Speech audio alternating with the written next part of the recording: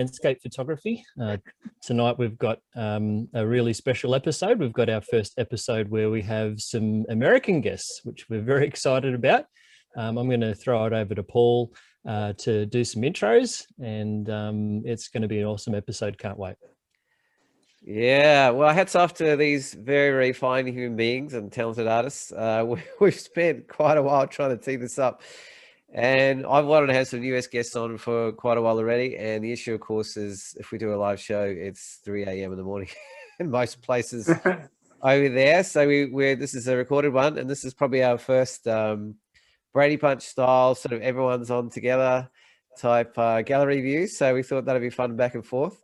So we've got Tara Workman and Jerad Armijo, and they're based in the Pacific Northwest. And they're good friends from what I can tell. They can tell us how much that changes.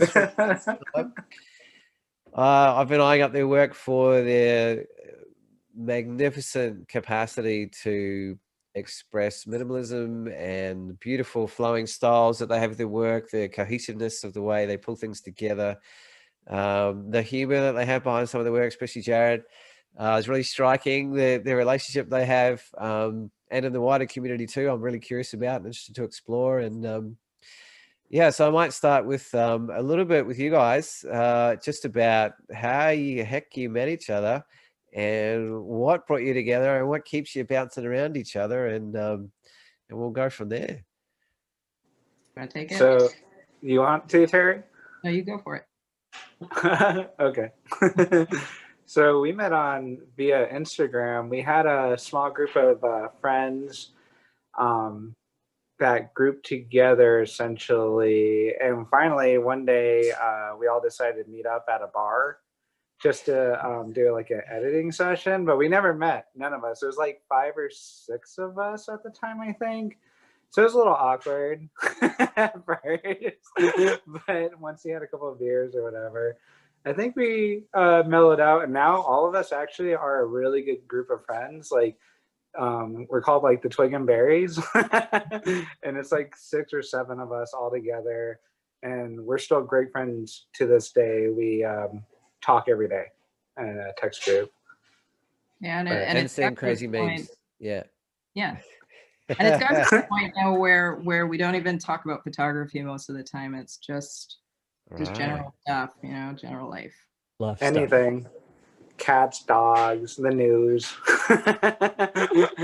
Nothing. Well, I mean, the news is high on my list, I guess. Is from afar in this tiny little kind of safe bubble we currently have down in Tasmania and Australia and New Zealand. It's been really challenging, as a lot of audience knows. I'm actually from the US. I used to live there, and my mother's from there, and I'm a citizen. And I guess you guys have been in the middle of it for a long time, and you've found your way to navigate it as best you can. But it's a bit difficult for us over here to sort of understand the reality and to think about culturally and on a daily basis how that influences your lives. And it'd just be nice to maybe just have a quick check-in there if you guys are doing okay, and how you're sort of coping with all that, I guess.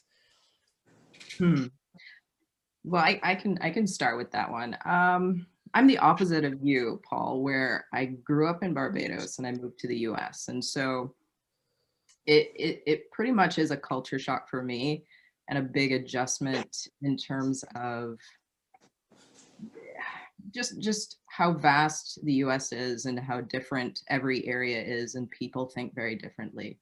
And it has been a pretty stressful time for a lot of reasons for just about everybody. So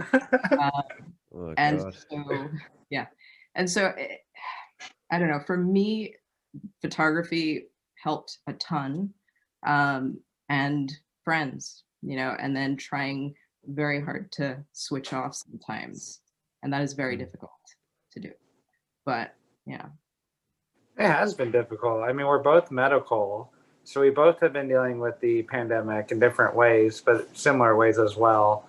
So, not having leadership, for one, obviously, during most of the pandemic has been kind of hellish, especially for medical people. I'm actually shocked a lot of medical people in the US haven't gone on strike or something, just because of the lack of leadership. But it's just been wild. It's been a wild freaking year. I can't remember all the stuff that's happened this past like year or 2 months. It's been so long. Oh. Yeah. So we actually had Jerad lined up for our first show at like 7 weeks ago or something, and he got called out into the line of duty, and being a legend that he is, you know, got himself back out there on the front lines. I mean, I don't even know what's that even like, the front line in America. Like I said, it's almost like a science fiction movie for us over here, because the reality is just so not present for us. Yeah. So Oregon's not too bad. I mean, don't get me wrong, like we've had quite a few cases here in Oregon specifically, but overall Oregon has actually handled it pretty decently, thank God. We had some sort of leadership here. So overall it's been exhausting. I mean, it's not uncommon for us to see a COVID patient, at least for me, you know, at least once to 4 or 5 times a day, I would assume, I think, you know, to scan them or whatever I have to do. But yeah. So you guys are both in Portland, yeah? Yeah. Man, it's a very different climate from Barbados, Tara. It is. Do you want to describe the climate of Portland to our audience? So right now it rains all the time. It's you know, from probably October to May, rain is just expected, and when it's sunny, we're ecstatic. Whereas Barbados, where I grew up, you know, when it rains terribly for an hour, and then the sun will come out, and then you go to the beach. So it's different, a little different, but you make do. Does that make your photography quite seasonal, or do you just embrace each season for what it is? Or so surprisingly, I love all the seasons, and photography has actually helped me see the beauty in the rainy weather, or you know, it just basically I see things I see things differently, and rainy, stormy weather will actually bring a lot of atmosphere, so it's actually helpful. I think probably I started photography about 5 years ago, and I think I handle the weather better now than I did when I first moved. So my first question when you said 5 years is, how the freaking heck do you get that good that fast? I'm on like 23 years or something, and I look at your stuff and go like, oh God, what am I doing? I like You could get Jerad to answer that if you don't want to answer it. Well, no, I like to study people's work. I like to, Okay. I don't know, I immerse myself in the craft a lot, and I like to learn, and I like to look at photos. She honestly, she worked her ass off. That's not like she's downplaying that crap right there. Like she seriously worked her butt off. Like she would ask me 1,000 questions, vice versa. Like ask a lot of questions to a lot of different people, but she studied her butt off, and that's just how she works. And now she's getting to the point where she's like making some really killer, like that's a Tara Workman shot. You know, like when you look at it, you're just like, oh, that's Tara Workman. I know that, like, duh. But because she's really put in so much work for it, like within the past 3 years, because we've been shooting together for what, like 3 or 4 years now? Yeah. And I mainly shoot with Tara and my small group of friends, but she's like one of them, obviously. Mm-hmm. And seeing her grow throughout the years has been kind of crazy too. Like we both have grown, and it's kind of wild to see like where we both have taken our paths, you know? So like we'll be shooting together, and she'll be shooting one shot, and she'll be like looking at like the dirt or rocks or something because of texture or something. And then like I'll be literally standing like right by her, walk away like 30 or 40 feet or something, and like look over to the left and like, oh, I really like this weird mountainside or something with the clouds. But we're literally like right next to each other. So it's freaking wild to see like what we both get at the same location. So that's why I love shooting with Tara. It's just like we both have similar styles, you know, very minimal, but we also pay attention to different things. So it's kind of cool to see. And do you find it hard, given that you shoot together a lot, to shoot on your own, or sometimes you like to do a bit of a solo thing just for something different? Or sometimes I find when I shoot with someone else, it gives me motivation just to get out because you've sort of made plans and that kind of thing. Both. I think I used to like to do a lot more solo, but now I honestly prefer shooting with friends, or like even like Tara, for instance, just because she's hyped and I'm hyped. So we like build off that energy, you know? Feedback. Yeah. New buzzword, get hyped, Lukey. I'm gonna be taking that one. Well, it's funny, like I was just looking at the top screen and the bottom screen, like you guys have been shooting together 3 or 4 years, and me and Lukey have been shooting together for like 3 or 4 years. Oh, really? So that's kind of interesting. Just smiling on those parallels. And Lukey gets me out of bed because I call him a frother, and that he's constantly got his radar out for anything and everything and weather and ideas. And I'm just suddenly he and I just come along for the ride sometimes when he remembers to ask me, and it's like. I do so much more shooting. Sometimes if it's sunrise related, you find it hard, don't you, Paul? Yeah. Yeah, sunrise is, yeah. What? I love shooting. We both love shooting sunrise. I noticed there's lots of stuff of sunrise from you guys. I'm just like, they're knocking on other people's beds at 4 a.m. to wake them up as well. Like, yeah. Is that just a genetics thing? You know, is it a life conditioning thing? Is it like a star sign thing? You know, I like to get stuff done. So I do too. if I have a list of things to do and I haven't started by noon, it's not getting done. So I don't know. I don't mind waking up and going out and shooting. I can stay out and shoot sunset, but I prefer sunrise for sure. And I prefer to be in bed early. Thank you. Yeah, this will be perfect. And when I fly over to meet you, because my clock will be totally in sync with you, Tara. Probably. Luke just shoots all of it: sunrise, middle of the day, sunsets, astro till 3 a.m, and then back all over again. Yeah. Probably the only time off I have is during the middle of the day, so that's normally when it's really hot. and you know, that's a comment. Like, where do you see the different times of the day fit in with your creative approach? You know, like obviously Jerad in particular has shown us incredible propensity towards sort of harsher sort of midday light, which I want to delve into. But I mean, some landscape photographers just switch off and switch on like an hour before, an hour after, and they just let the rest of it go. Like, where do you see the kind of whole day? Obviously you're on a trip and it looks like you guys go away together, and there's probably a sense of urgency or productivity, at least because you don't have that long. Unlike myself, there I can just do whatever I want, whenever I want. I haven't got a real job. I'm a photographer. You know, how do you manage, and what's your relationship with light all the way through the day? So, well, we both are morning people. I'm more creative in the morning and midday. I'm not gonna lie. As soon as it hits like 4 or 5 p.m., I'm like, peace. I'll do it, you know, like I'll stay for sunset or whatever, but I'm not as, I don't know, creative, I feel. I don't know. Tara, how do you feel about that? Well, so the whole midday shooting in general, certain conditions for me will work, but Jerad has a way of seeing things that I don't see. And so I'll go out with him and I'll see what he's seeing, but it doesn't necessarily mean that I'm going to shoot it. There are a couple of circumstances depending on the light.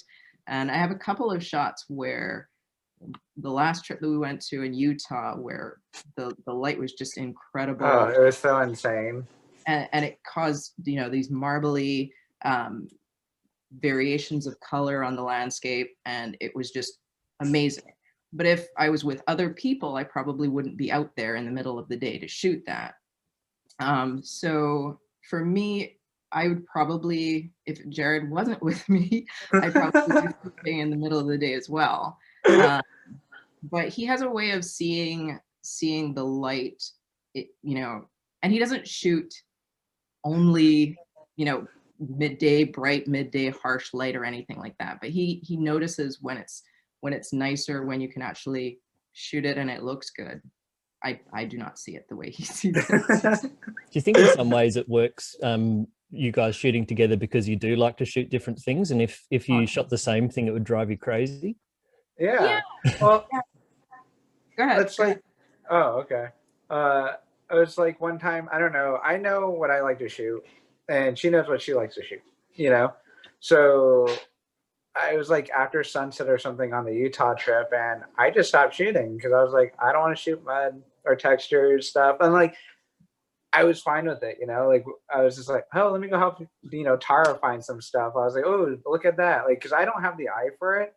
I sometimes do, but not often, to make it look like a Jerad shot. You know, I don't have any attachment to it or whatever, but like, I know Tara can work that scene. I'll be like, Tara, like, look at this stuff. Like, I don't know, just do something with it. It's cool. Come shoot it. So it sounds like you've sort of got to the stage in your career, as it were, if that's the right word, where you're a little bit more conscious of your style. Because to me, style is something that doesn't arrive on your doorstep, and it's cultivated over a long period of time, and it might even creep up on you and surprise you when it's even there. And it often comes from other people's reflections before your own, even sometimes.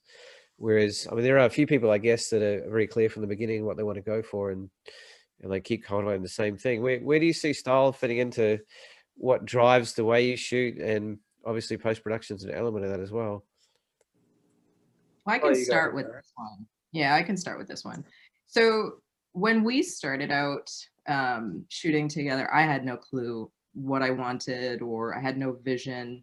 And I still, I mean, creatively, I'm not one that has a vision and I want to create this, or I want this shot at this moment to create this kind of atmosphere. I'm more opportunistic in terms of, this looks good, I'm going to shoot this. But I was also, when I first started out, it was more technical. Everybody's shooting this, so I'm going to shoot this. You know, grand scenes, beautiful scenes, waterfalls, because we live in the Pacific Northwest, Mount Hood. And what I loved about Jerad was that he knew, he as he was evolving, he started to have his own visions of shots that he wanted to create. And so he would tell me things like, what was it? It wasn't poppy fields, the yellow flowers that you. Oh yeah, that was poppy fields. Yeah. Okay, so he would say, you know, we need to find this, and I'm like, okay, well, I don't know where they are, but why? And he's like, because I have a shot in mind. And I, you know, and I don't think that way, but it also helped me as time was going on to sort of say, okay, well, what do I actually like? And I think it's been probably in the last 1.5 to 2 years that I've slowly started to actually be more curious about what things appeal to me, as opposed to the things that are popular. Like this season, you got to go to, you know, Multnomah Falls because, you know, fall color and stuff like that. And so the last year, I think I was able to hone into a little bit more of my style, which is more minimalistic, smaller scenes. Yeah, just simpler images in general. Probably a good segue into maybe putting the bread and butter on the sandwich there, and actually seeing what you're talking about, so we can elaborate on that maybe a little bit more. Like there's an interesting comment from one of our last guests from England, wonderful guy, Joe Rainbow, and he actually suggested that the smaller, more intimate and detailed world is one where you can put more of your individuality and more of your stamp on you than you can on a grand scene. And it wasn't until he said that I realized kind of, oh, you know, even by default, without intention, that does that. There's a lot more deliberateness and refinement to the choices you make on a small scene than a grand one often. And yet I feel like, Tara, you take that to a whole other level. Wow. But I mean, sorry, Jerad, but I was just going to say, go ahead. Well, Paul, even, I mean, and it could be a grand scene. You do aerials, which to me are grand, but you're able to put your own spin on it. So it's just, you know, it depends on what you shoot. Now, if you go to a landmark location, it's really hard to make that landmark location your own. So, you know. I agree with you. Look down between your feet. Yeah, make it happen. So, are you up for sharing your screen, Tara, and taking us through some of Sure. that and that kind of mindset? It's because it's just such a perfect segue, I thought, into visually kind of accommodating those thoughts. Sure. All right. Ooh, there you All right. Can we see everything? go. Yeah. Absolutely, Yeah, bang on, looks full amazing. screenorama. That's so good. So, Jerad, I'm gonna jump sideways for a second, Tara. Jerad, how would you describe Tara's style? Light, minimalistic, colorful, very texture driven, but also not. She does some grand scenes as well, but it still is more abstract grand scene than actual grand scene itself. It's just her take on the grand scene, really, which I love, honestly. Like And this Tara, shot right here. Do is you so feel good. differently, Tara? Is there more to it than that for you, or a different way, or? So that's probably it. I mean, I think I'm drawn to color, I'm drawn to shapes, I'm drawn to patterns. And I think that I'm only now realizing that. So if you asked me this maybe a year ago, I might not have been able to describe it, but yeah. Well, given that you're talking about that time, so where do you think that transition point arrived for you? Because to me, you need to put your time in to learn your craft first before you have the capacity to move beyond that into a genuinely conscious, creative approach. I think you can get lucky at times, but when you want to be consistent and deliberate, I think you need to know your P's and Q's before you can sort of rise above that. Is that you sort of alluded to that a little bit? Is it kind of a year ago you felt like you'd moved beyond that and moving into the realm of just where you wanted to play? So yeah, so I didn't know where I wanted to go.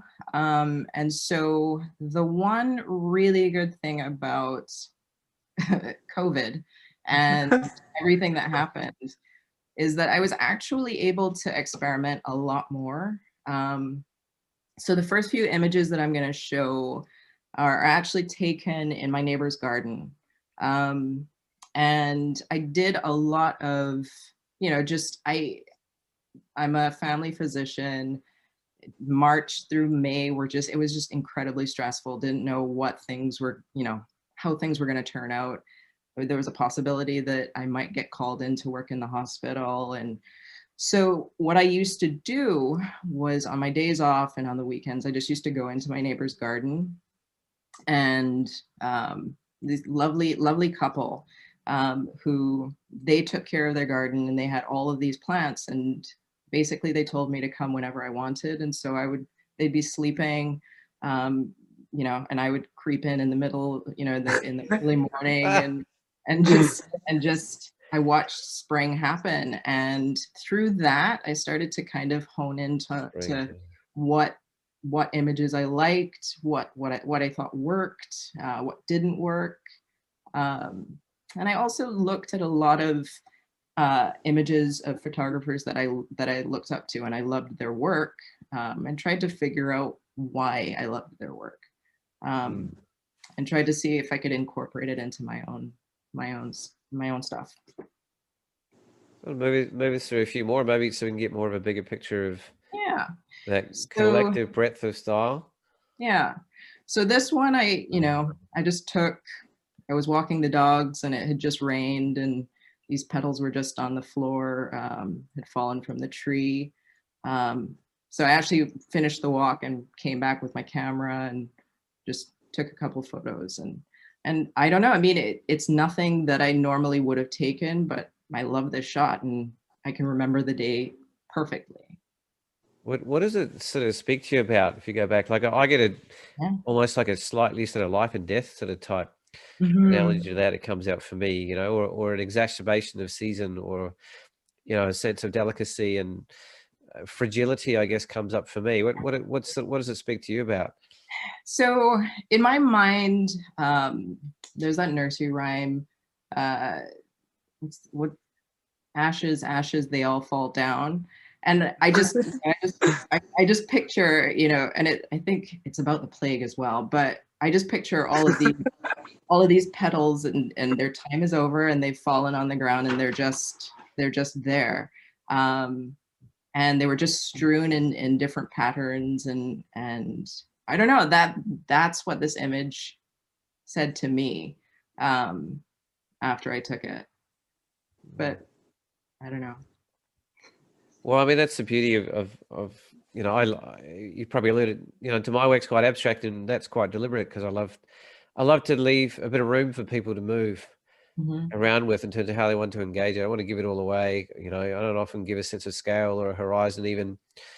You know, could it be underwater? Could it be at a microscope? You know, could it be, you know, grand scene? Could it be from outer space? Like, you know, why not leave a bit of room for people to dance and play and move around and engage some of the less kind of literal parts of their mind. And by being less descriptive and more interpretive, I think you've given people a gift and an opportunity to play in their own minds, I guess. Yeah, I that's actually what I love the most about abstracts. Whenever I share an abstract, the feedback that I get, the things that people see that I wouldn't have thought of. You know, you're kind of the, you know, the Wizard of Oz. You're the guy behind the curtain, and you know what it took to take the photo and what it is. And other people are like, I can't tell if it's an aerial or if it's, and I'm like, really? So I love abstracts for that. You do a kick butt job with them. Just saying. I'm just conscious that we haven't got forever, so I want to make sure we give you both a bit of a breathing room for your work. Yeah, you can just cut me off at any time. I don't want to do that. I want to make sure I get to see it all. Is more what I'm thinking. I love that one. Stop there and talk. Oh my God, what is going on there? So I was doing a lot of intentional camera motion and playing around with that a lot. And water, you know, water's always fun. And so this one, I don't know, I for me, when I saw this, I pictured ribs. So kind of an anatomy book, and it looks as though, you know, you can see the muscles of, you know, over the ribs and everything. And I don't know, that's what I see, but a lot of other people were seeing curtains being pulled back. And really, I saw anatomy too, but maybe that's just because I'm medical as well. Yeah. I don't know. It's so crazy. What it does for me is the left to right holds a dimensional or a planar kind of difference. So I feel like something's being swept around the corner or underneath from the right hand side a little bit, and it's almost giving me this sort of twisting motion. So it adds a level of dynamism that gives it not so much tension, but a lot of movement and pressure and pushing and pulling and flow. Like, it's not just an easy flow; it's an overlapping flow. It's a multi-layered flow. Yeah, I sort of see a brush or something like that, working on a flat surface, or maybe even like a fern leaf or something like that as well. It's a whole bunch of ways you could look at it, I suppose. And the last one is a little bit of ICM as well, Tara. Yes. And that's a sort of foliage based one, the green one. Yeah. Yeah, Also, I don't know. How do you get that sort of this such a strong feeling of translucence there? That's what I'm trying to sort of wrap my head around. You know, is it? That's just the backlighting, or the light was, yeah, that there was backlighting. So. And so do you feel like both of you sort of seems to operate a lot in that kind of mid-tone sort of area with your work, where there's a lot of emphasis on that area of tonality? Is that, I don't know, is that a conscious thing, or is that just a style thing? Is it just that's the area you like to dance in the most, or? So I actually did a Skype tutorial of sorts to get some help with processing, and that was basically one of the tools that I was given, and I loved it, and I loved the way that it brought I find that the images pop more. So agree with you. the tool being something that works specifically on like mid-tone contrast, or just Yeah. opening out those areas, or what Yes. you mean more specific? Mid-tone contrast, tonal contrast, using mid-tone sliders mainly. Mm. Yeah, I want one. I want to listen. Give me a listen afterwards. Yeah. Checks in the mail. I can tell you who to go to. Oh, who's that? You can tell us. Sure, David Thompson. Oh, DT, yeah. DT. I reached out to David about whether he'd want to maybe come on the show. He's still thinking about it. I think he's waiting to see how your show goes. Say nice things. Say nice things. Yeah, David Champion. He's amazing. He's amazing. Yeah. So, so this is just another one. You know, just dog park, just walking around. You know, it was a bright sunny day, clouds reflecting into the water. And That was Utah, right? this was Utah. So this Okay. was a trip with Jerad. This was one where he stayed in the car, and basically I told him I want trees, and he basically, you know, he drove me everywhere, and I stopped and shot as much as as my heart could delight in, and this was probably the best one that came out of it, and this was just experimenting with ICM. Yeah, it's a little experience. Is that like we call it ash trees? So these are aspens. Aspens. Those are That's what I was aspens, looking yeah. for. Yeah. We ain't got no aspens. Pretty much, what is it? 90% of the trees in Australia are the same trees. They're called eucalypts. Really? Oh. Yeah, I don't know. Would it be 90%? I reckon if you looked at the entire They're country, not all exactly the same, but yeah, they're the it'd same. it'd be same up there. genes. Tassie's a bit different. Tassie has a lot of variety, a lot of rainforest, but Huh. Australia is 80% desert, and the eucalypts are incredibly well adapted to the fire life cycle and heat. So, yeah, Okay. lots of eucalypts. Didn't know that. Yeah. So this is I don't know. I love this shot, but it's one of those that it's just simple. There's nothing to it. I just love the way everything flowed. I love those two reeds that were just sticking up. And probably 2 years ago, I would never have shot this. And so I don't know. That's the only reason I'm showing it. It's just kind of one of the evolutions of how things go. Could you sort of elaborate on that, like the qualities in this that you're seeing now that you didn't see before? Well, so basically, I just, you know, the snow is white, the ice is a cooler tone, and then you've got these reeds that are staining the ice in these warmer tones, and then you just have these two reeds that are just sticking up, and everything else is just dead and wilted, and these two are just you know, I don't know. I loved this scene. Yeah, no, The survivors. Yeah. yeah, it draws me in a lot more with that Survivors. sort of description. Yeah. Yeah. Jared, you going to say something? Oh, I just said, yeah, they are the survivors of the bunch. Looks good. Look like two antennae to me. I love Oh, that I was one. looking at this morning. I was like, oh my Lord. So this is a fun story because probably 30 minutes after I took this shot, me and my camera were in the pond. Oh no! I was gonna. That was my first thought when I saw this. How risky was this? It was risky. This was a certain area that I tested out, and you know, I hit it with, you know, my my tripod, and I tested it with my foot, and everything was good, and I was able to take this shot. And then I went to another area, and I did not do the same process, and and I went in, but I knew it was a shallow pond. It was marshland, so I knew I wasn't gonna, you know, I knew it was just more, the day would be over if I fell in. It was worth it for this one. You know, I mean, that's another question. You know, what do you feel like you're both willing to risk? I mean, Lukey knows me well enough that I'll freaking hang off just about anything just to get a shot. And fly just about anything that moves. I do anything to my cameras. So if they go for a swim, they go for a swim. They're just tools of the craft. But as long as you remember where they are, Paul. Yeah, that's it. But not everyone feels that way. So I was a bit excited when I saw this. I was like, that is not a shot from a team photographer. That is a go get them. This was calculated risk. Calculated risk. If it was like if it was deep and I didn't know how deep it was or anything like that, I wouldn't have done it. So is it sort of straight top down, or is it a bit of an angle, or straight down? Yeah.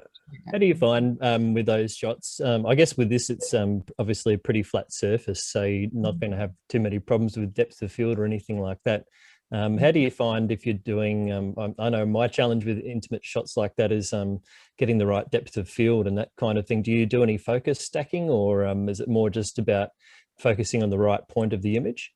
So I am super lazy and I don't love focus stacking or any of those things. And so you'll actually see, and the reason that I'm going to show you is because I do this as a hobby. I love the fact that people love this image, but the upper left corner is a little soft. So I'll do it at, f16 and hope for the best. And if people love the image, that's enough for me. I'm not going to blow this up, huge or anything like that. So, but if you're selling prints, you should focus stack.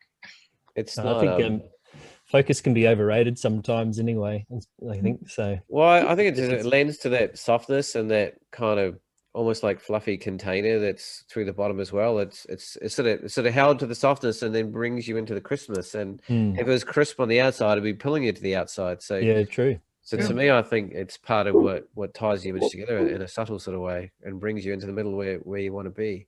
Where all the detail is. Yeah. You're my new best friend, Paul. All right, 10 points for Gryffindor. All right. Oh, more. I want to see more. Ooh. Oh yeah. So this was color to that one. Yeah, so this was just driving along the coast in California. My husband and I were on vacation, and I loved the textures, and then obviously the color of the brush is just beautiful. And then this one. Oh my god, I don't know what to say when I saw this. It's so unique. I'm assuming it's tree bark or something, but then it could be, oils in the water, paints. So it could be a Van Gogh painting, or it could be it could be a lot of things. You can keep it a secret if you like. You can keep the mystery there. I don't think I've told. Yeah. We'll just keep it a secret and say it's all of those things. All of those things. Nice. Well played. Oh wow. Huh. Yeah, and this is what I love, seeing areas like this that don't make any sense. It's just beautiful. It doesn't make any sense.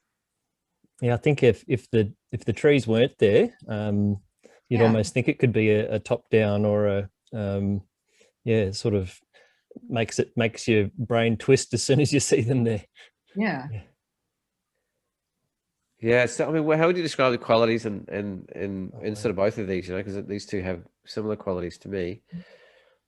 What a location, though! My goodness. Yeah. Because you make it sound like chaos, but the way you're seeing it and presenting it is cohesive in its own way. So, what's your thought process to create a more wholesome exploration of a place like this? That's just so out there.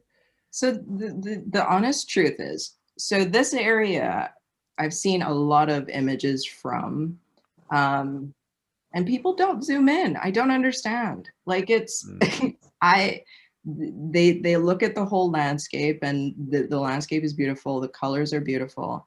But I just wanted to see, I just wanted images that were different. So my whole thing for last year was trying not to have the same images as everything that you see all the time, and you see the same things.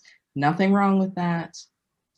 I've done it, but it's more of a challenge for myself in terms of creativity and just can I find something else? Can I find other ways of looking at things? And yeah, these, you know, the abstract way of how this looks. I mean, it just looks otherworldly, or Candyland, you know.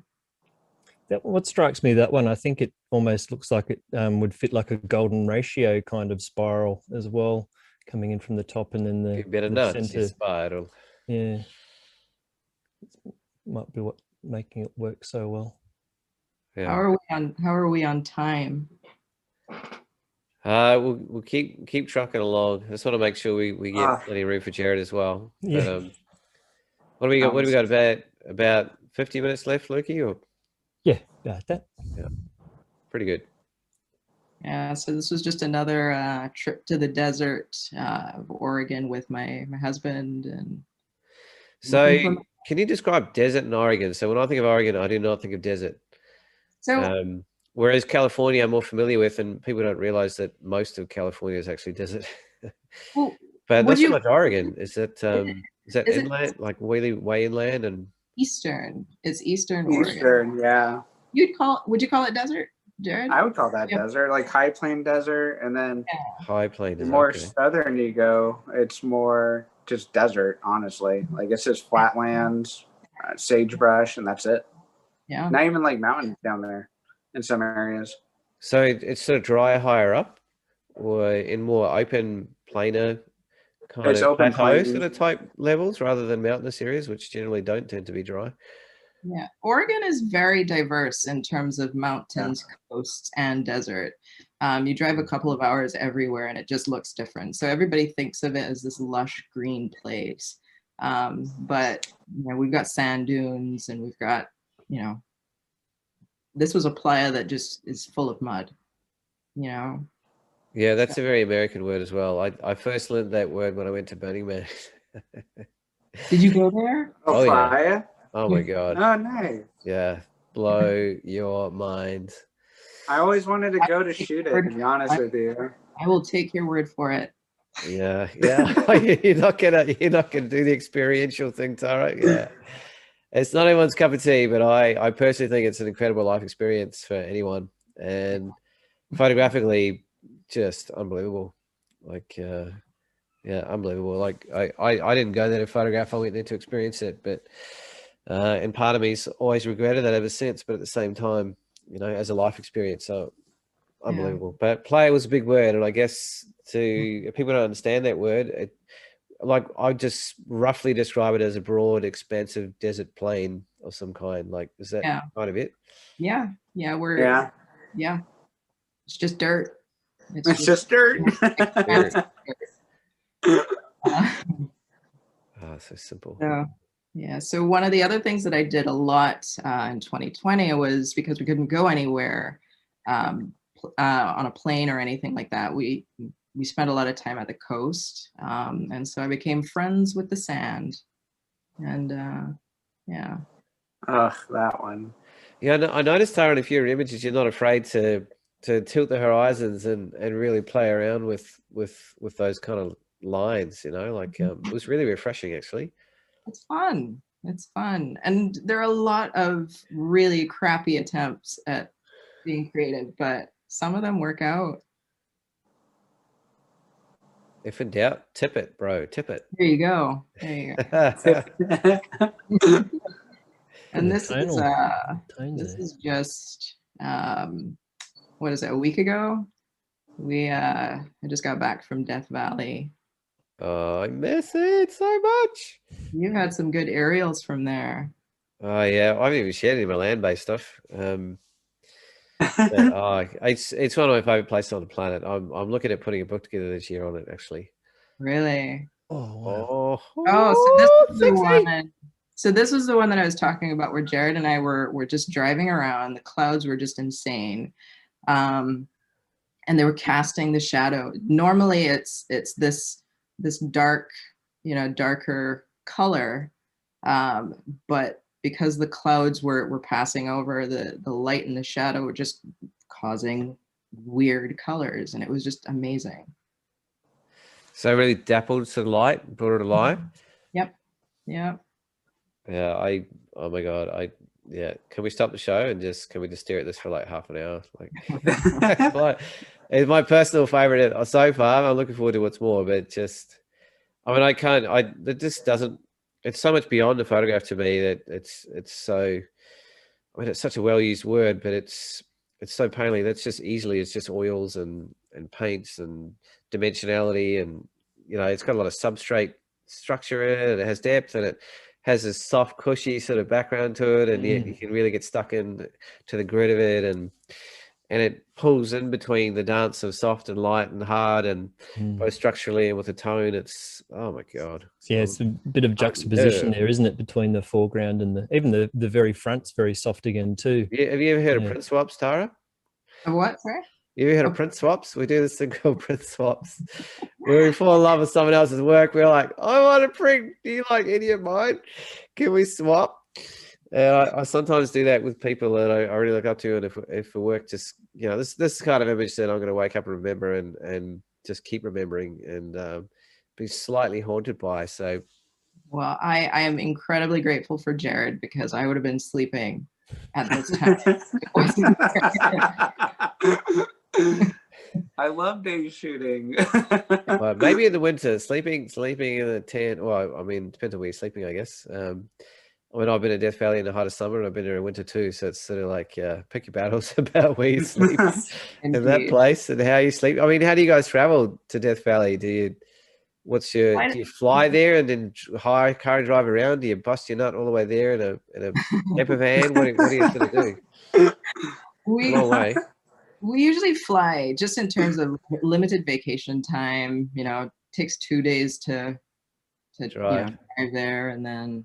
Yeah, so or it could take a full day, but we're a very long day. Yeah, exactly. So we'd rather just fly, get more time. Yeah. So you just fly to Vegas and go from there, or? Yep. Vegas, baby. Indeed. Do you have a camera setup of choice, Tara, or just sort of whatever?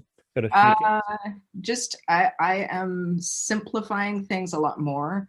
So I've got the Sony A7R III, and then I'm mainly just using the 24-105. Yeah, it's a beautiful lens. It is, and then the 100-400. Oh, that's also cracker. Yeah, Lucky's got both of those. Very good choices. I've got the same lenses. Yeah, Lucky will get on. It's got the same kit. Yeah, no, the 100-400 is just amazing. So. Yeah, I know Jerad. We'll get to that later, but I know Jared's pretty into his long lenses too. So. Yeah. Oh yeah. And I think I really wanted to get the 200-600. Actually, so I reckon that'd be awesome. Yeah.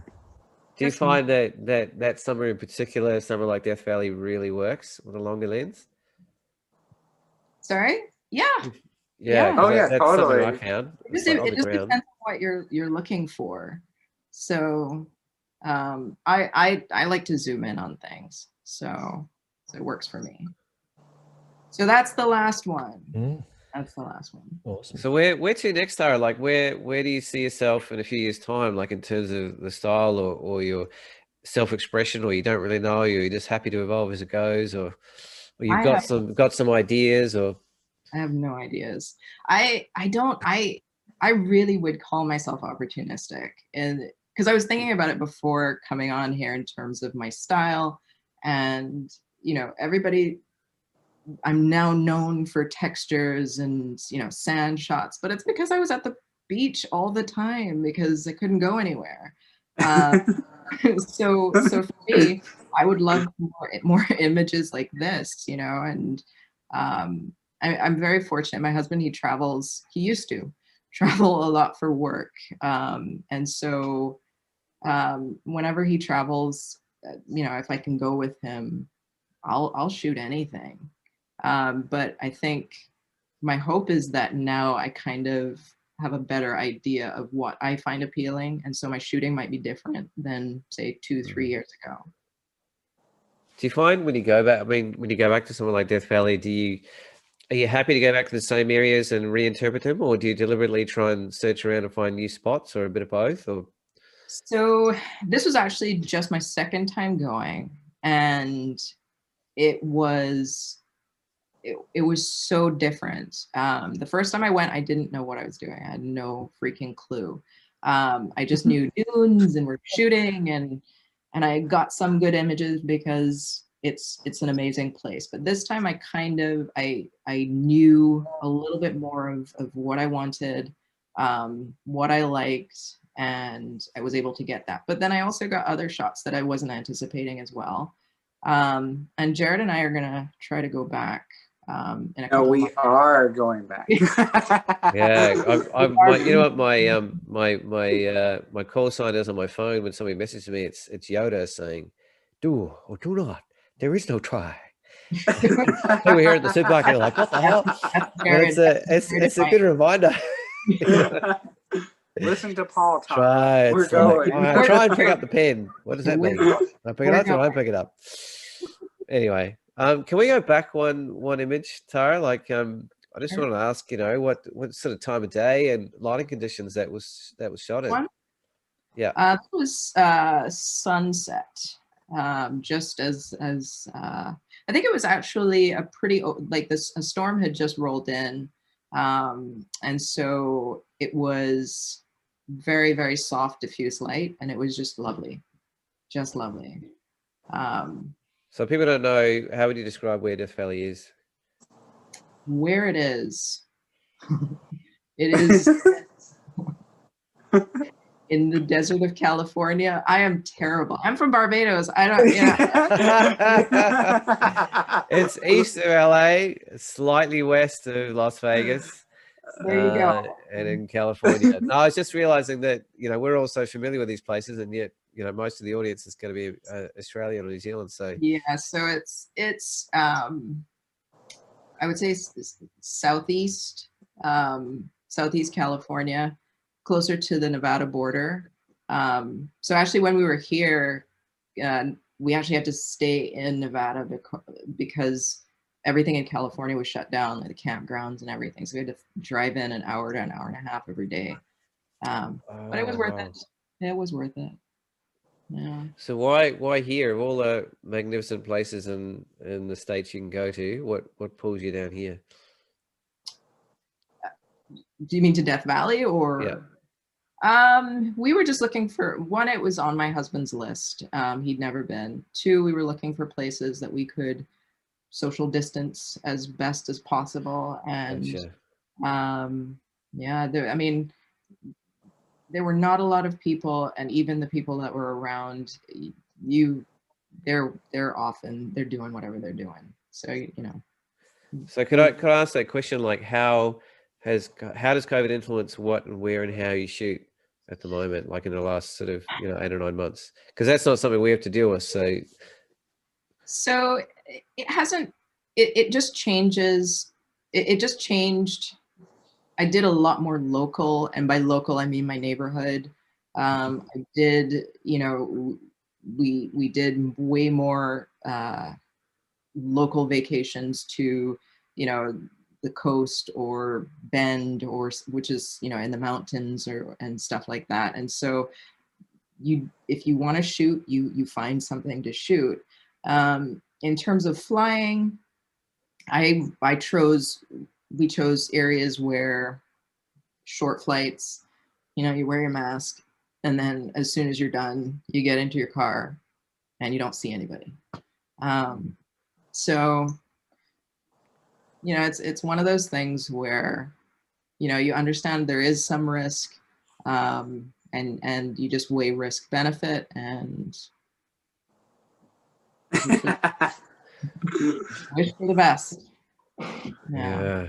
Touche. So it looks like you both can operate in quite extreme areas of weather. So we've seen snow shots and forest stuff and high desert sort of stuff. Like, do you guys have a bit of an outdoorsy background, or you're just happy to go out and whatever, or you gear yourself up and make sure you're not going to get hypothermia or get blown away?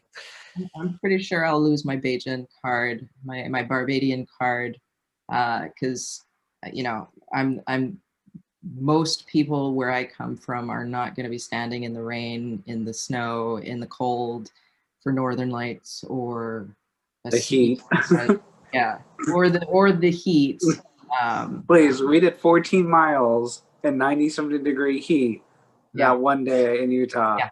14 Oh. miles Oh. with our camera gear. That was intense. Oh.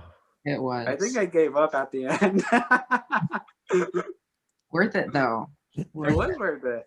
So Tara, you were just kind of alluding to budget as being, is that because your Instagram handle, My Budget Eye, is that connected to your Barbados roots, or? So the colloquial word for a Barbadian would be Bajan. So if you go to Barbados and you say Barbadian, they know you're not from there. So yeah, gotcha. So yeah, so it's my Bajan eye.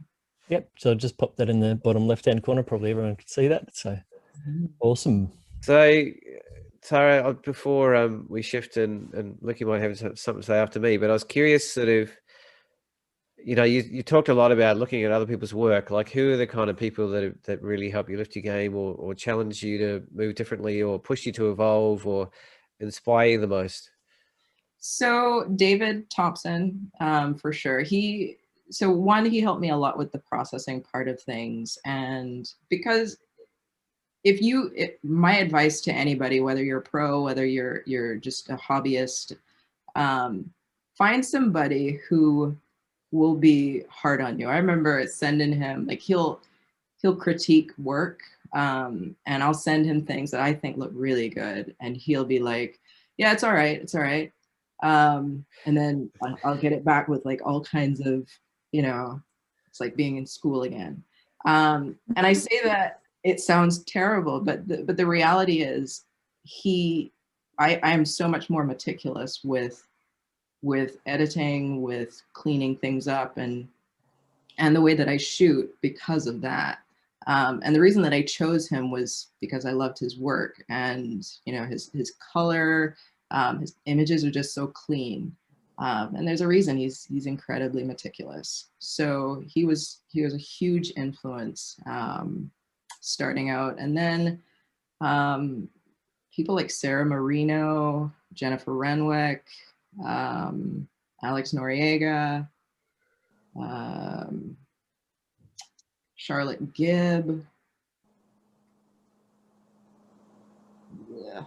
Bruce Percy. I don't know if you know him. His is a very minimalist. Super minimalist, yeah. But I just found like a lot of their work was just clean. That's the only thing that I could use to describe it. Just was clean and just beautiful and pristine. Another question is how, obviously that's a little bit in how you shoot in the first place, but where is that balance between, in-camera craft and post-production for you? Like, is that world just enmeshed and blended all together, or you lean on one more than the other, or? So for me to get the images to look, so the processing it's really important.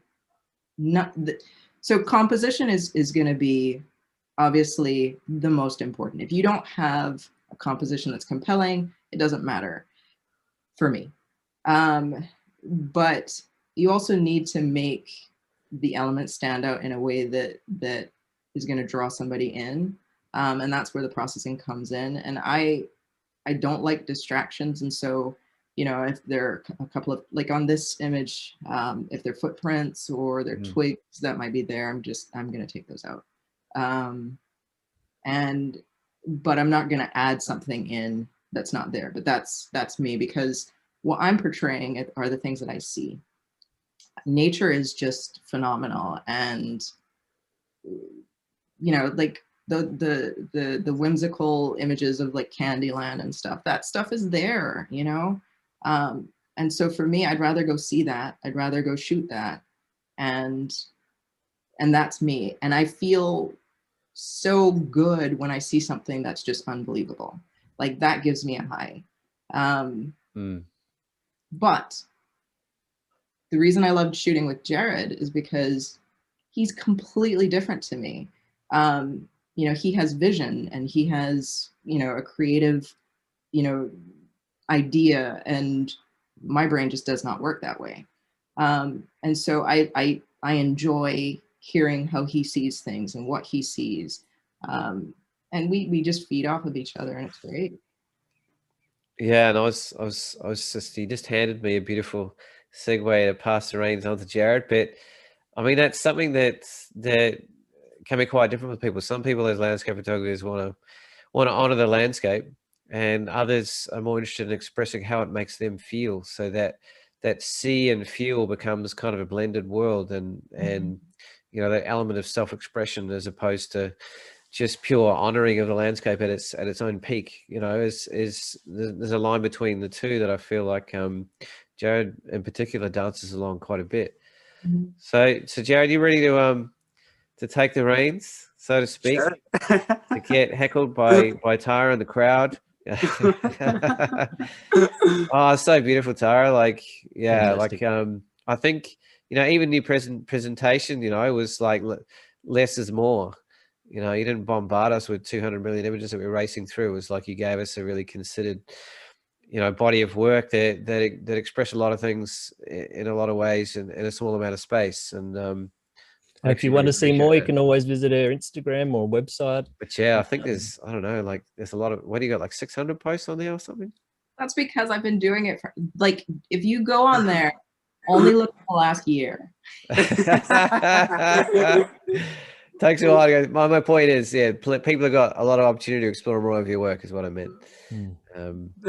Yeah, and I think, you know, like we might get to that at some stage of the show, but I want to make sure Jerad gets his voice, because Instagram, it seems to be quite a big part of your work and community and lifestyle, and it's a big part of Lukey's. It's a slightly growing part of mine, and you even alluded to the fact that that's how you've met and how your circle of group comes together. So where do you both kind of, you know, play that dance? You know, is it worth the time and trouble to facilitate your work to really suit that platform as opposed to others? Or well, to hear your thoughts.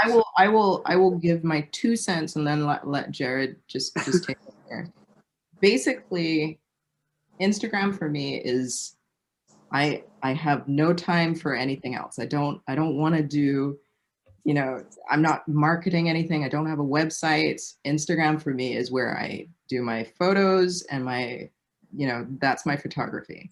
Facebook is where I do my family stuff, and I'm hardly ever on there. Twitter is news, and podcasts are news and stuff like that. So it's kind of, it's just, that's it for me with photography. Yeah. So, you know, well, like, just being the biggest visual platform in the world, but yeah, just. Yeah, that's what sucks about it in some ways. I don't know. Social media is like a black hole. In some ways. I had to, like, Tara taught me how to rethink social media so it wasn't so toxic.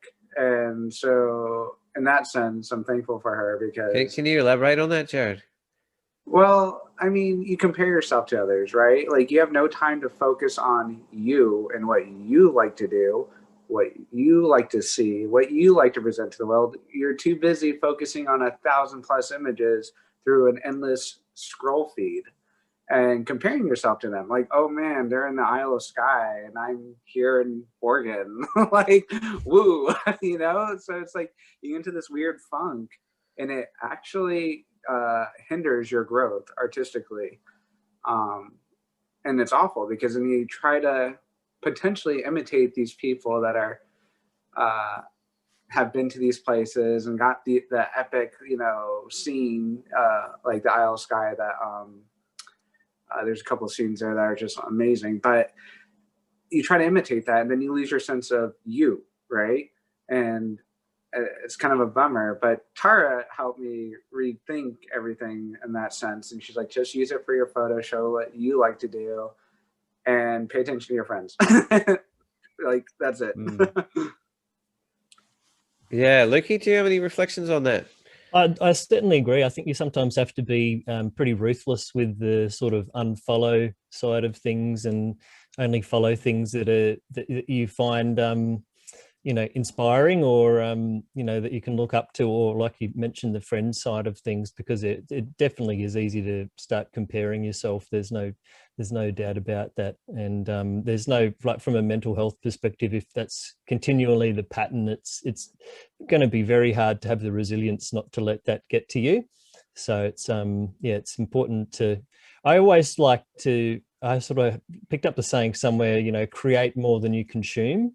And that's a really challenging thing to do. But, ultimately that'd be my goal, is to be spending more time creating than I'm consuming. Because if you really, like, if I was to really put down how much time I'm consuming content, the balance isn't right. So that's a really nice way to look at it. Sometimes I even had it as my lock screen or something like that on the phone, just to remind myself. But that's definitely a nice approach to have, and keep that in mind. And you've got all your tools on the phones these days too, that can let you know if you're overindulging. So it's always nice to use those. So but it's like a blessing and a curse, social media. To have a platform where you can have so much reach and show your work over to so many people, and it's technically free if you don't want to promote anything. It's pretty incredible, really, when you think about it. So it's not like you should just leave it alone, but it's just understanding how to manage it even in your own life is probably the key. Exactly. And like I said, Tara helped me realize those parameters, I guess, for me, to make it mentally healthy for me, to still want to use the social media, period. Because you're right, it has an insane reach. Like, it reaches the whole freaking world. Why would you not use it? Yeah, and you never know who's seeing stuff. Like, it could be brands and all sorts of people. You need to use it. Like, in that sense, you have to use it. But again, it does have a really toxic side to it. And again, it is about balance, unfortunately. Well, maybe we'll throw over to some of Jared's images now. Yeah, Jerad, while we move into your sort of images, like we sort of hinted at the health and emotional sort of well-being part of it. Like Tara hinted at, it's the process of taking images and the place it has in her life as a positive one in terms of well-being. Like, it certainly is for me, and I know it is for Lukey. Like, where does photography sit, I guess, in your world? Like, why is it in there, and how does it serve you? And what's your sort of emotional connection with your work, I guess? I guess for me, it's more for mental health and, sharing my life experiences, being human with other people, but relating it to landscape and relaying it into landscape, and then relaying it back to the viewer completely. So, like, a lot of my work has a lot of idea and metaphors behind it. And we haven't quite got as far to some of your images. That, to me, that's a nice conversation to have while we're looking at one. Oh, okay. Oh, there we go. Beautiful. Oh my God. Yeah. Which one? I don't know. Okay, let's just start with this. Start at the beginning. Okay. Oof. So, I don't know. It's simple. But this is in Death Valley. This is actually when me, Tara, and a group of friends went. I like to just kind of go my own way sometimes. And I just walked away from the group. And then I turned around, saw these two people walking to each other. And I was just like, holy crap, like, that is like an epic scene. This is like the only shot I have, I think, with humans in it, really. Because I don't like humans in my work, generally speaking. Those pesky humans. Stuff everything up, don't they? Oh yeah. What sort of focal length is this, Jerad? This was 200. Yeah. I shoot with 70 to 500 mainly. Yeah, but I really like to stick to 400 to 500 range mostly. I used to shoot only wide angle, but I kind of stepped away from that years ago. I think 2 years ago. I just put it in my closet and just left it there. Let's see.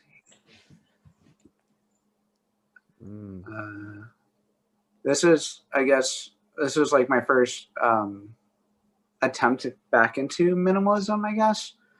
I took this a couple of years ago when I was in New Mexico, visiting my family.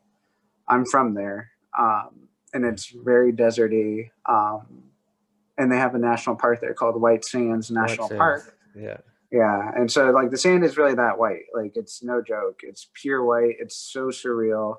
I mean, you just go in there and you can take 1,000+ shots, and it doesn't matter what you shoot. It all looks crazy.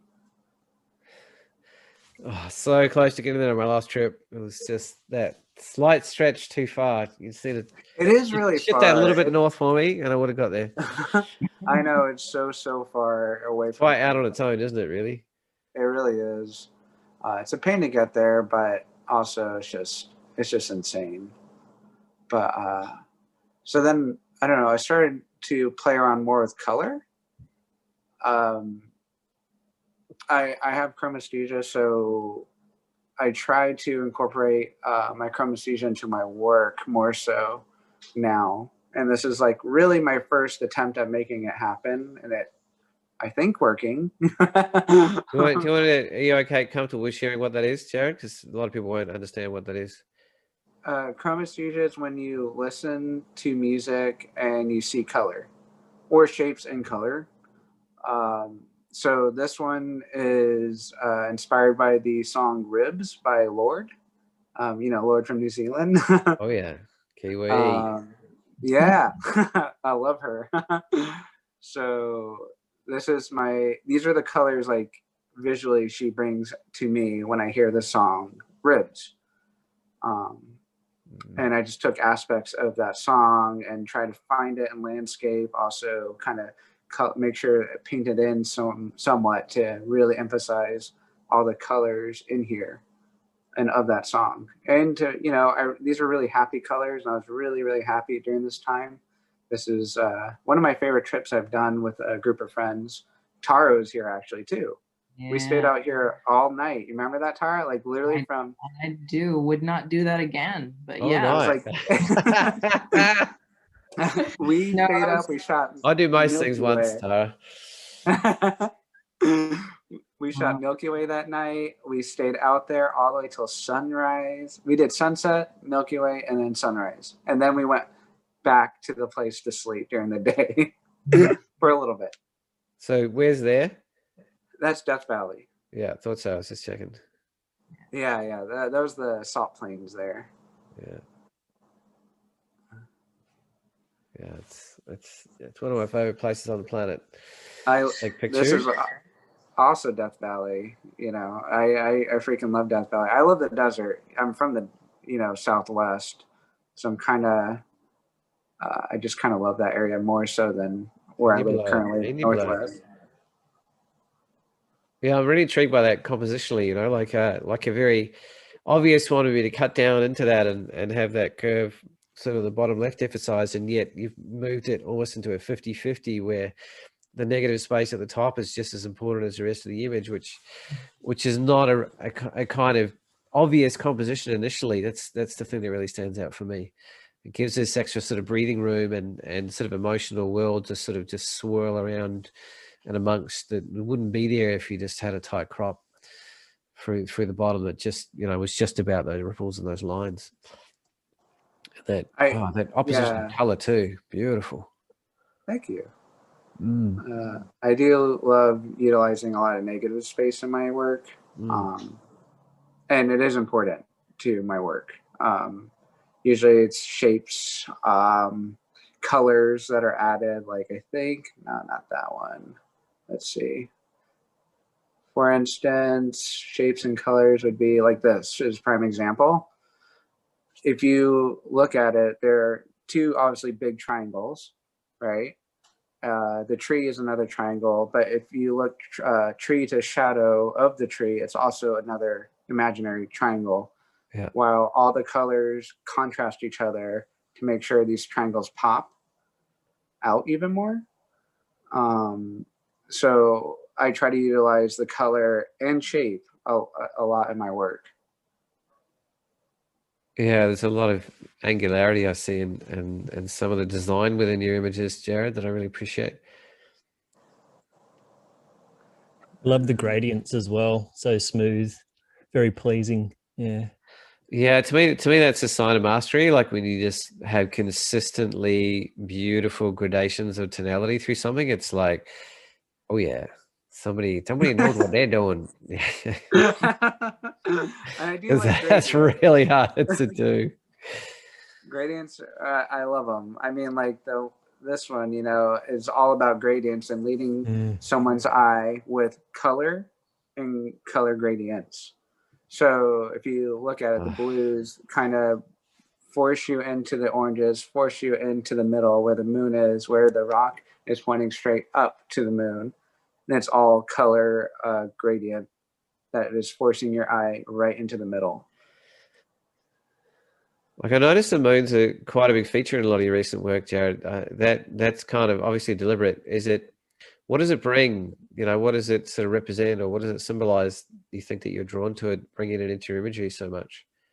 So for me, well, one, we live in Oregon, and like 7 months out of the year, I don't see the freaking moon. It is gray and freaking rainy. Okay. So like, I'm a little obsessed with it and blank skies. I'm obsessed with blank skies as well, because I don't see them often. Yeah, like, I just don't. But this is inspired by one of my favorite painters, Georgia O'Keeffe, because she's the one I studied a lot of. In terms of, you were talking about Midday Shooting, and she painted day stuff, and it was so beautiful. And I was like, well, how the hell do I do that with photography? Like, is it possible? Can I do it? And I mean, there's a lot of fails. Don't get me wrong. Like, I failed a lot. But I started to notice a pattern, and I finally figured out, okay, it does work, but it does take certain types of light, where you're shooting at, you know, the colors of the scene as well really affect day shooting. So I bring that all into play when I do go out and shoot. I'll try to. Doesn't always work.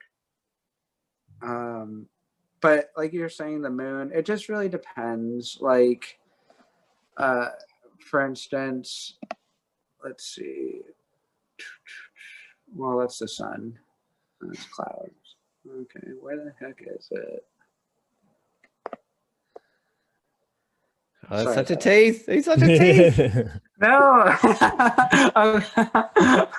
Okay, like this. This is a prime example of utilizing the moon metaphorically.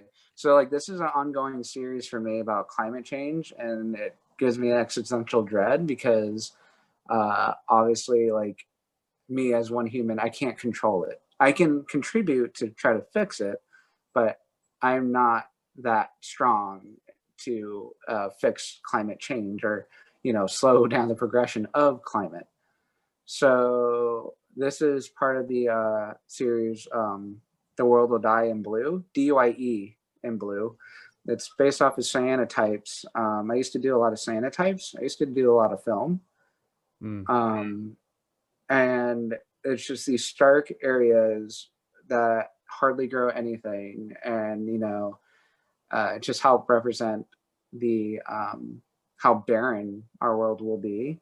But it'll still continue, and the moon will still be there. It'll still be watching, and it's just watching us, like watching us screw up, watching us try to live in this barren world. And it's like, good luck. I'm still here. I'm watching you, you know? It's just kind of like, it's just over your head, constantly staring down at you.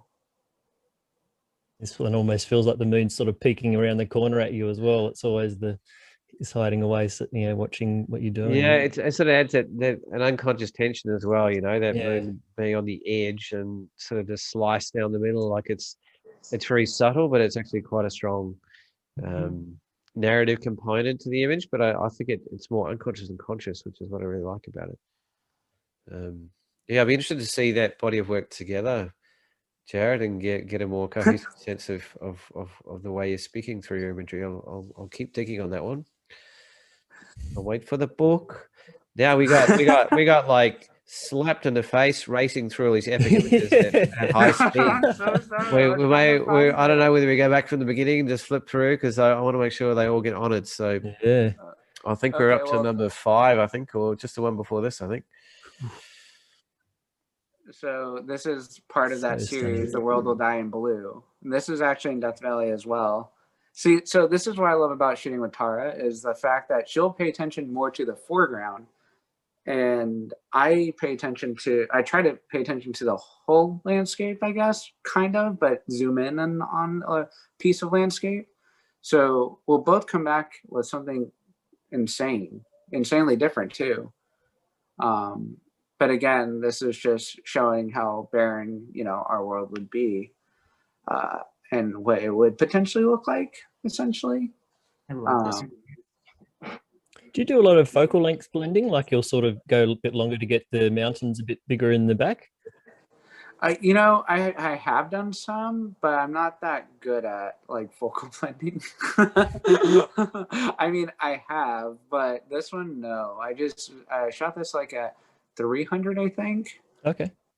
Or 200, and then I made the moon a little bit smaller because I liked it smaller, not as big with the 300.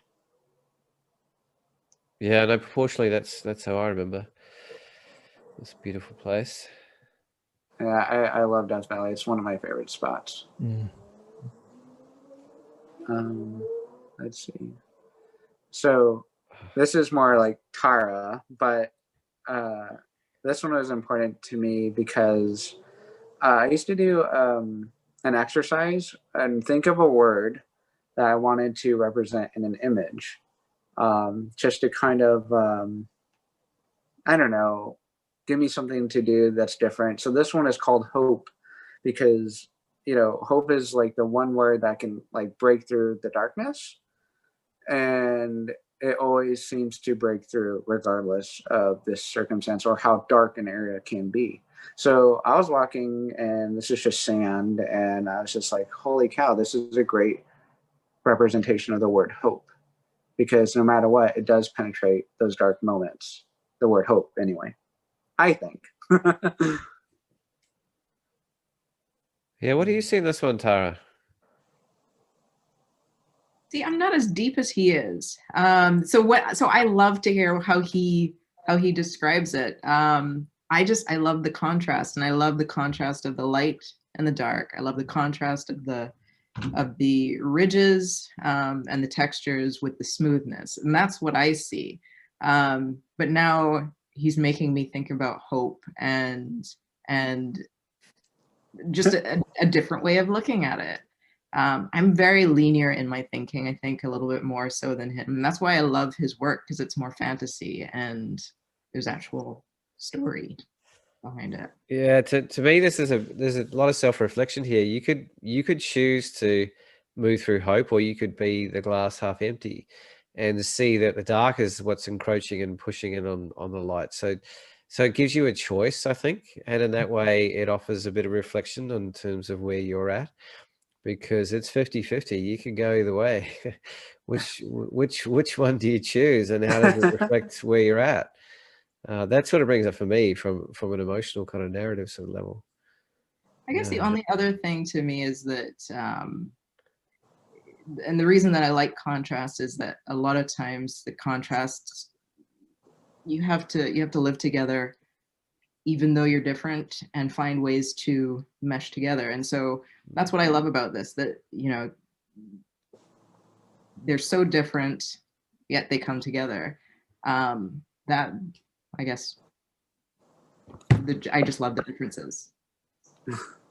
As opposed to, positive or negative, it's more symbiotic. Yeah, symbiotic. That's a good word for this one. Yeah, That is a good word. Let's see. So the one before, we haven't seen the one before either. Yeah. Oh. Hoodoos, bro. We don't have hoodoos over here, man. Oh, you don't? No, no hoodoos. Do you have them in Australia or no? At all? Like, not really. I don't know. Like It's the all pinnacles desert. in WA. But, Yeah, well, they certainly don't use that word anyway. First time I heard that's that word, I true. was like, what? We've got an iconic Australian band called the Hoodoo Gurus. There you go. Maybe come up with like a photography group in America called the Hoodoo Gurus. all the desert crew can call themselves that. Yeah, I remember waking up in Bryce Valley just going, what the Bryce Canyon? Dude, Like, yeah, Bryce Canyon is amazing. I love the desert just because it seems a little bit more surrealistic. I mean, these are ginormous. These are like freaking 30 plus feet hoodoos. I just zoomed in on a section of them at sunset. But these are massive. But it's just so odd and peculiar. And I love finding those scenes that are just very odd. Like that exists, you know, or a little bit surrealistic in my work. I find the lighting here, the lighting feels like moonlight to me on the actual hoodoos, and yet it looks like sunset light behind. And so that's something to me that stands out instantly, gives it a point of difference. And your one little star on the top left there. The one bright, Probably a planet. I thought it was a planet, but then I'm like, I'm not an astro person, so I don't really know. I have done astro, but I just don't know. Often it's the planets you see first because they're much brighter than the stars. But it could be. Don't know. Northern Hemisphere astro is a little bit different. Yeah, Lucky can generally tell you all that more stuff. than me. And wait, going back to the one just before that. This one? Like we talked about it structurally, but where do you see its role kind of from an emotional, conceptual sort of point of view, you know? So, I mean, like for this one, you know, this was taken during COVID, last year, you know, like 5 months into COVID. And the idea behind it was, you know, COVID flipped the world sideways, not really upside down, because upside down is easy to figure out. Sideways is not. Sideways is not very adaptable because we just don't know how to adapt to sideways. Whereas if it flipped upside down, we would just do the opposite of what we need to do, right, to get it fixed. But that's just not how it played out at all, obviously. So for me, it was more presented sideways, like my world was shifted seriously sideways, where I just didn't know how to be or act or deal. I just felt like the whole world was kind of in that weird half and half. Yeah, sideways. Yeah, but it's you know, it just feels like there's a pull, you know. It's just there's lateral tension, you know, because something's going to fall, or you know, you're not falling, but are you, right? And so it's like that whole, you know, am I falling? Or it is unsettling, and that's what it is. And so it's like, how do you deal with that? And I didn't know. And so I just presented this image as what it is me not knowing at all. Am I going to fall? I don't know. Maybe I won't. I don't know. Will the world fall? I don't know. Maybe it will. I don't know. I like the tree's very slightly leaning uphill, so it's trying to. It's like a bit of struggle, or you know, has that sort of feeling to it as well. Yeah, I feel like you can just see someone with 2 hands wrapped around the base and their legs flying and just hold on. You know? Like, that was Tara. And there's this Tara's one down sort the of hill. beacon of normality, kind of doing its best to remain anchored for everyone who needs it as a base. Yeah, it was difficult. So that was just my representation of what the world came to. And so, like, I started playing more with flipping images sort of thing. So for instance, like this one, it's literally my heart was hanging on a string because, again, I was getting pulled, and it is tethered. It's tethered, you know, like it's very matted. It's very, it looks just grungy. But that's how I felt during the first months of the pandemic, as being a medical worker, and then, you know, having a clown as a leader, you know, Trump. They literally just was hard. So it was just, I felt very beat up. And this is a great representation of that. You know, like I was looking at this tree and I was just like, it looks like something, and I couldn't put my finger on what it exactly looked like. But then I kept looking around. I like flipped my head upside down. Like I was like, why does this look so familiar? Then I realized, oh, it looks like a hanging heart with the red too. You know, the trees being red, and I was just like, oh wow, that's pretty insane. Mm. Yeah, well, I hope everyone's hearts are a little bit lighter after January 20. Yeah, okay, so like a couple of my images are kind of like heavy because they were heavy times, you know. Oh, I know. I mean, I thrive on that, you know, like depth and purpose and meaning and imagery is certainly what excites me, my friend. So let's see. Where? There you go. Mm. So, you know, this is a perfect representation also of my chromesthesia. This was actually listening to Enya. But Orinoco Flow, baby. it's just, you know, I feel like this represents who I am, more of a self-portrait of me, really flawed, but colorful still. All my colors are still intact, but, you know, as I continue to live and grow, I mean, I'm bound to crack even more, right? And that's just this representation of who I am now, I guess. I'm put together, you know, it's still pretty, it's still me, but it is a little beaten up, and that's okay.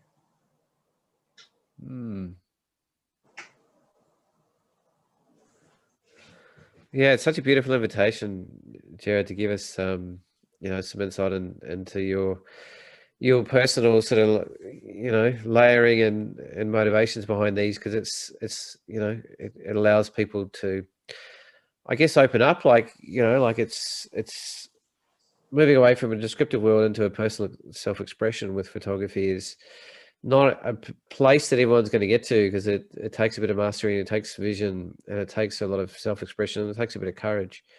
And the process of translating that into a landscape is not an easy thing to do as well. So I'm learning a lot through these. So I really appreciate your openness there, my friend.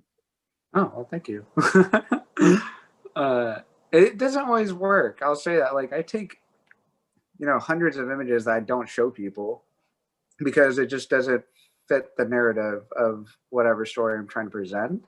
And they'll just sit on the back burner and probably never be processed or anything. Unfortunately, but it is what it is.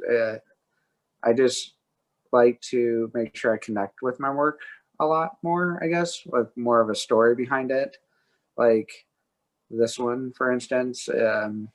So yeah, it looks like it's actually 3 trees, but really it's 6 trees if you look closely. Yeah. And this is just about I took this in the beginning of the pandemic when it first started happening. An outbreak, you know, started occurring in the US. I was really nervous, being frontline. So the trees are like, you know, the healthcare workers. We're together, but we're not all the way together. I mean, as you see, we're separated 6 feet. So COVID being the storm behind the massive clouds, and we're going to stick together and try to get through this giant storm. Gotcha. Yeah, it's sort of quietly, but not so quietly encroaching at the same time, isn't it? You know, it's sort right. It's sort of like just, you don't quite know what it's going to develop into when you see clouds like that, you know, but your hackles start going up on the back of your neck. Exactly. And that's exactly what I was going for when I saw this. I was actually waiting for like an hour for these clouds to pass by. I didn't know if they were going to pass by, but the way the wind was moving, I just sat there and waited just to see. And then finally this massive cloud lined up and behind it. And Joe, what's that kind of cloud ceiling all about then for you? Like, say it again? That cloud ceiling right at the top of frame. Like what's that aspect sort of bringing into the equation? To know that it's gonna have like an ending, like there is going to be a top no matter what, like no matter how crazy this is going to get, it's going to end. Like there's a ceiling, you know, and it will stop if you just wait it out. Hopefully. I don't know. Hopefully, guys. So we're still in it. We're running a bit short on time now, so maybe if there's a last few images you'd like to talk about, Jerad, and yeah.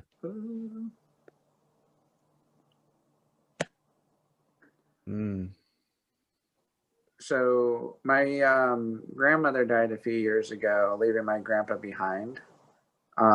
So the green tree is my grandpa, who was here, you know, still alive, basically holding my grandmother while she died, essentially. And then now he's left alone, and he was falling apart as she was falling apart as well. I mean, he passed this past year as well. So it was like a sudden decline, you know? So like this branch right here is just showing the decline of him as she was passing, or when she did pass. So he was slowly breaking down as well. But that's basically the story behind that. It's just a good representation of them. Do you share some of those stories when you put the work up, or do you just let people go where they go, or how much do you sort of bring them in to the story of things? So I like to write kind of metaphorically. I don't want the viewer to know everything. I want them to sit there and think. So if you read a caption that I post or something, it's not going to tell you that at all. It'll say something kind of, you know, in that ballpark. But if you actually read into it and think about it, you can pick out like, oh, I think someone died and left someone behind. But it's not I'm not gonna just say that. Yeah, it says eventually all love stories end. When I eventually turn to dust, I hope it's as desolate, warm, and evanescent. Most importantly, I hope to have those final moments with you. Exactly.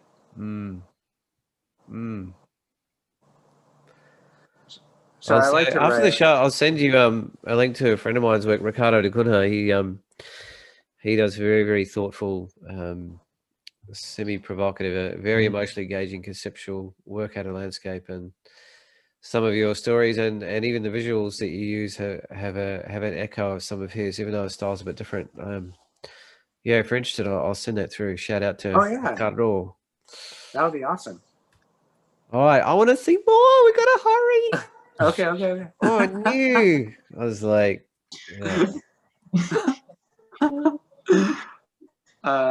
this is taken during like 6 months into COVID. Like Terry, we couldn't go anywhere, so she would go around her neighborhood, and this is around my neighborhood. What I like to do is kind of find surrealistic images, even in like common areas. So I like listening to music, and I just lay on this grass and just listen to music and watch clouds go by, just to kind of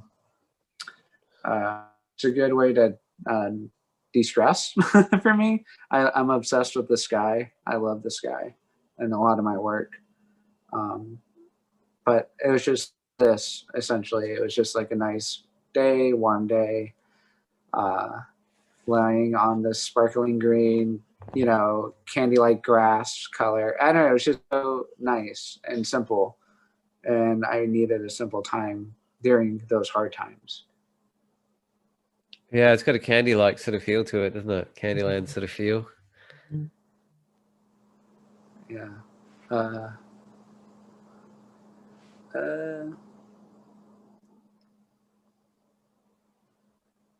So this is taken at the coast, Washington coast, actually. It was just an insane fog that came in. The sun was setting, but giving this really weird glow. Sun, yeah, right. And this is the thickest fog I think I've been. It was pretty surreal. It was really weird. I saw these footsteps going to the water. I don't know who they were. but they obviously disappeared. Like, it just disappeared into the water. And I was just like, wow, like, that's kind of insane.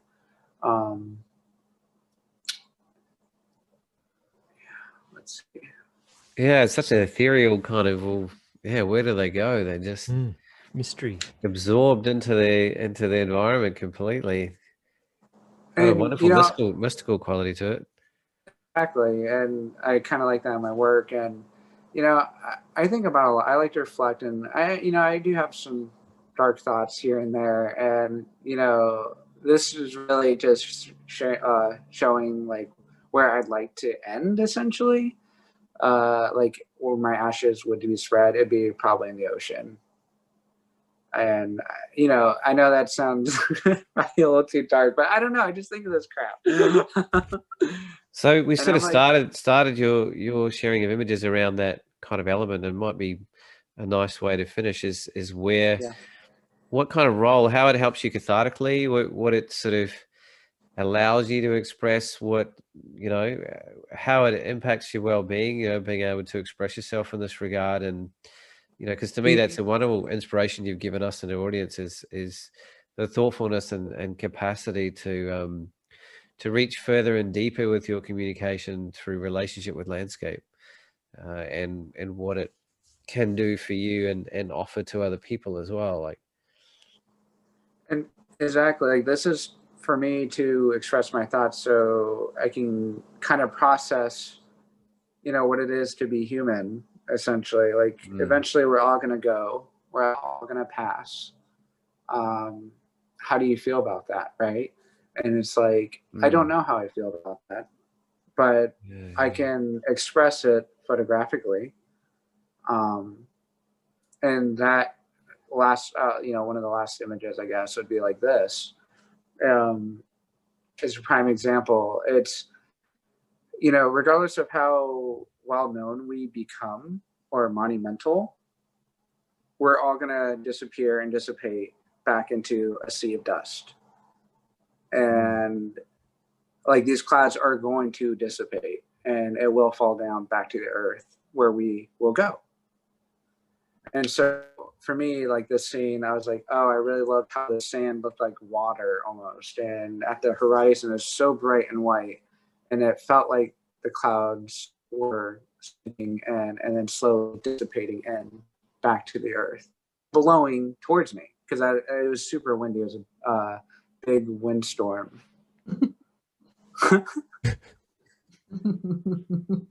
He done, no. man. He done. And Jerad. Not quite done yet, William. We got him a few more minutes at least. Hang in there, buddy. Oh man, it's so good to have you guys come on. Like, again, I really wanted to thank you for hanging in there and putting aside special time from your family and friends and your craft to share with us today. And our inaugural Americana USA guests. So you're gonna hopefully pave the way for some more. And I guess I wanted to thank you both for your frontline commitment to the well-being of others. And I guess there's two fronts, because to me, I see the qualities and the caliber in your work and the narratives have capacity to influence well-being as well, and to do that internally and share that externally at the same time is a wonderful gift to give to the world in a lot of ways. And Luke and I can only guess what it means on the front line.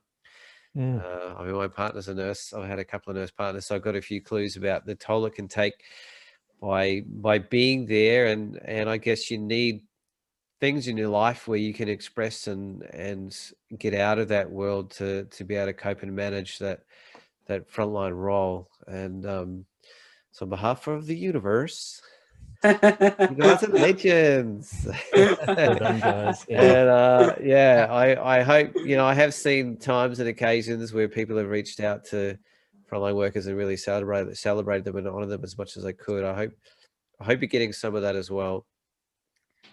And that the freedoms lift, so you can, you've obviously done pretty well to work around those restrictions to keep your creative flow going and keep that self-expression alive and keep refining your craft. So I'm looking forward to maybe the year's time, Tara, when you say, don't look at the last year, look at this year. Like, Hopefully. Jared's, he might have pulled the wide angle lens out of the cupboard again, maybe. We'll see, and embark on a brand new world. And as far as I'm concerned, when we have guests on the show, it's not a one-off thing. With the idea around this show is building community. And one of the ways, and one of the things I've been really excited by is the US community is pretty incredible. And I saw you guys straight away. We're sort of right in the thick of things, and I thought it'd be a nice segue to sort of get an insight into that part of the world and offer some support and also inspiration from our end to keep trucking through what's a pretty challenging time. I mean, I think the world's on a roller coaster ride, and I don't think it's going to stop in a hurry. I think it's just going to be an interesting time to be alive.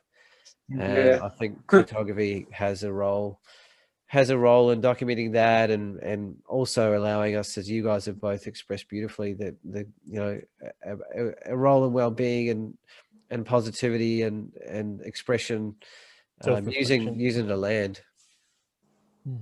Well, thank you so much. Yeah, thanks for having us, and thanks for doing this. I mean, I've actually watched a few of them.